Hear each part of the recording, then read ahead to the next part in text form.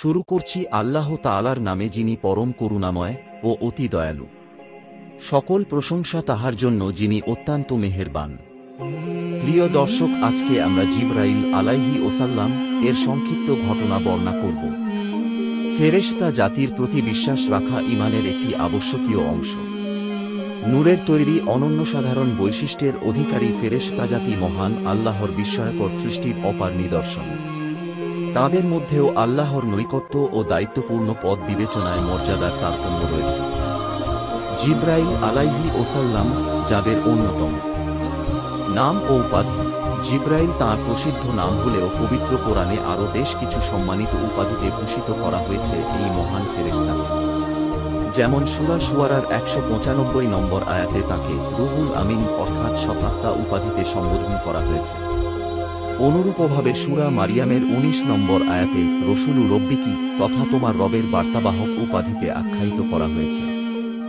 মহান আল্লাহ ও জিবরাইল আলাইহি ওসাল্লাম নবী সাল্লাহু আলাইহি ওসাল্লাম একদা জিবরাইল আলাইহি ওসাল্লাম কে উদ্দেশ্য করে বললেন, ভাই জিবরাইল, আপনি কি আপনার রব মহান আল্লাহকে কখনো দেখেছেন?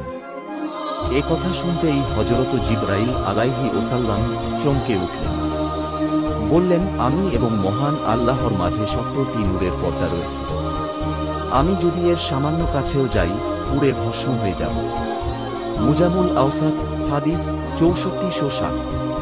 প্রিয় নবীজি ও জিবরাইল আলাইহি ওসাল্লাম সেই ছোট্ট বয়সে যখন নবীজি সাল্লাহু আলাইহি ওসাল্লাম মা হালিমা রাদিয়াল্লাহু তাআলা আনহু এর ঘরের সদস্য হয়ে বনী সাদ গোত্রে অবস্থানরত ছিলেন, তখন জিবরাইল আলাইহি ওসাল্লাম তাঁর বক্ষ মোবারক বিদীর্ণ করে জমজমের পানি দিয়ে তাঁর পবিত্র আত্মা ধৌত করেন। এই ছিল জিবরাইল আলাইহি ওসাল্লাম এর সঙ্গে নবীজি সাল্লাহু আলাইহি ওসাল্লাম এর প্রথম সাক্ষাৎ। তারপর হেরা পর্বতে অতর্কিত দর্শন। জিবরাইল আলাইহি ওসাল্লাম ৩ বার বুকের মাঝে তাঁকে সজোরে জাপটে ধরেন। বিকট আকৃতির অবয়ব আর এমন আচমকা পরিস্থিতির জন্য নবীজি মোটেও প্রস্তুত ছিলেন না। তিনি কিছুটা হকচকিত হয়ে পড়লেন, তাঁর শরীরে জ্বর চলে এল। এরপর মহান প্রভুর সান্নিধ্য অর্জনে মিরাজের সফরে জিবরাইল আলাইহি ওসাল্লাম ছিলেন তাঁর একান্ত সফরসঙ্গী। বদরের যুদ্ধে নবীজির পাশাপাশি থেকে যুদ্ধের সঙ্গী ছিলেন। রমজানে একে অপরকে কোরআন খতম করে শোনানোর সঙ্গী। এছাড়া পবিত্র কোরআন এবং ওহী নাজিলের স্বার্থে অজস্রবার নবীজির কাছে তিনি আসা যাওয়া করেছেন। নবীজির বিষণ্ণতার সময় সান্ত্বনা দানকারী হিসেবে এবং বিভিন্ন বিষয়ে পরামর্শদাতা হিসেবে তাঁর বিশেষ স্বীকৃতি রয়েছে। পবিত্র কোরআন ও জিবরাইল আলাইহি ওসাল্লাম। পবিত্র কোরআনে জিবরাইল নাম উল্লেখপূর্বক সর্বমোট ৩টি উদ্ধৃতি রয়েছে। এছাড়া বিভিন্ন বৈশিষ্ট্যের উল্লেখপূর্বক পবিত্র কোরআনের বেশ কিছু স্থানে তাঁর সম্পর্কে আলোচনা এসেছে। পবিত্র কোরআনে উল্লিখিত জিবরাইল আলাইহি ওসাল্লাম এর কিছু বৈশিষ্ট্যের বিবরণ নিম্ন। প্রিয় নবীজির কাছে জিবরাইল আলাইহি ওসাল্লাম পবিত্র কোরআনের সূরা নাজমের ৫ম আয়াতে ইরশাদ হয়েছে, তাকে প্রিয় নবীজিকে কোরআন শিখিয়েছে এক শক্তিশালী ফেরেশতা অর্থাৎ জিবরাইল আলাইহি ওসাল্লাম। প্রচণ্ড শক্তির অধিকারী এ বিষয়টি কোরআনে কয়েক জায়গায় উদ্ধৃত হয়েছে। সর্বোপরি লূত আলাইহি ওসাল্লাম এর জাতিকে ডানায় করে আসমানে উঠিয়ে সেখান থেকে উল্টিয়ে দেওয়ার ঘটনা এর জ্বলন্ত উদাহরণ। মহান আল্লাহর বড় নিদর্শনাবলীর অন্যতম পবিত্র কোরআনের সূরা নাজমের ১৮ নম্বর আয়াতে আল্লাহ বলেন, যখন সে অর্থাৎ মুহাম্মদ সাল্লাহু আলাইহি ওসাল্লাম তার রবের বড় নিদর্শনাবলী থেকে অন্যতম নিদর্শন দেখল, আর তা ছিল জিবরাইল আলাইহি ওসাল্লাম এর প্রকৃত অবস্থার দর্শন।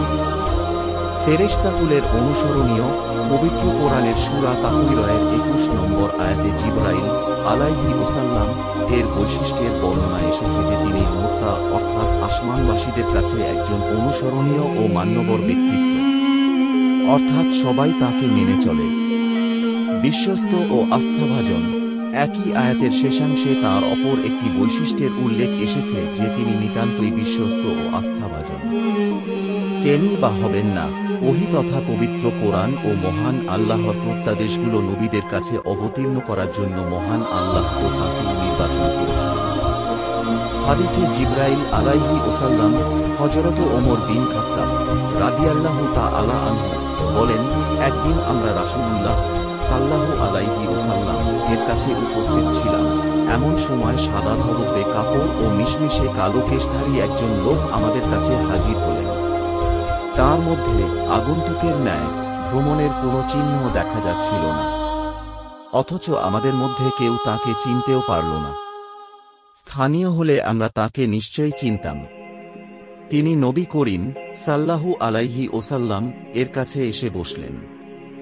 অতঃপর রাসূল সাল্লাল্লাহু আলাইহি ওয়াসাল্লাম এর দুই জানুর সঙ্গে নিজের দুই জানু মিশিয়ে এবং নিজের দুই হাত তাঁর দুই উরুর ওপর রেখে বললেন, হে মুহাম্মদ, আমাকে ইসলাম সম্পর্কে বলুন, ইসলাম কি? রাসূল সাল্লাল্লাহু আলাইহি ওয়াসাল্লাম উত্তরে বললেন, আল্লাহ ব্যতীত কোনো উপাস্য নেই এবং মুহাম্মদ সাল্লাল্লাহু আলাইহি ওয়াসাল্লাম তাঁর রাসূল। এ ঘোষণা করবে, নামাজ কায়েম করবে, যাকাত দেবে, রমজানের রোজা রাখবে এবং বাইতুল্লাহে হজ করবে, যদি তুমি সেখানে পৌঁছতে সমর্থ হও, এটাই হলো ইসলাম। তিনি বললেন, ঠিক বলেছেন। তার প্রশ্নোত্তরে আমরা আশ্চর্য বোধ করলাম। অজ্ঞ লোকের মতো প্রশ্ন করেছেন, আবার বিজ্ঞের মতো তার সমর্থনও করছেন। অতঃপর জিজ্ঞেস করলেন, আমাকে বলুন, ঈমান কাকে বলে?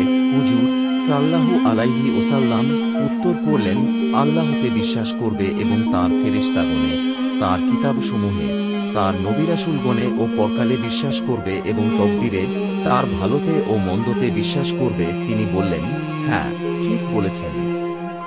এখন আমাকে বলুন কিয়ামত সম্পর্কে, তা কবে হবে?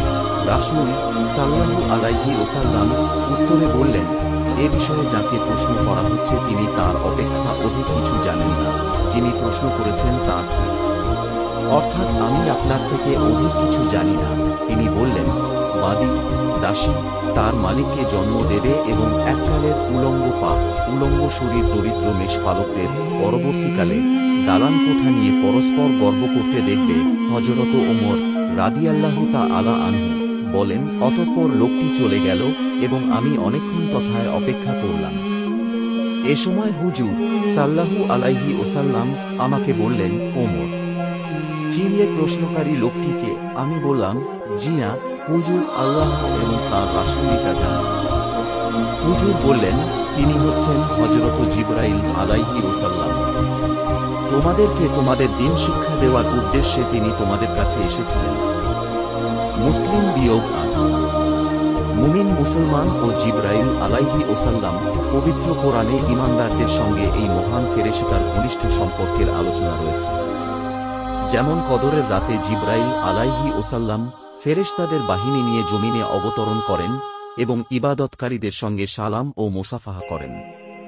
অন্যত্র ইরশাদ হয়েছে, যারা জিবরাইল আলাইহি ওয়াসাল্লাম এর শত্রু, তারা মহান আল্লাহর শত্রু।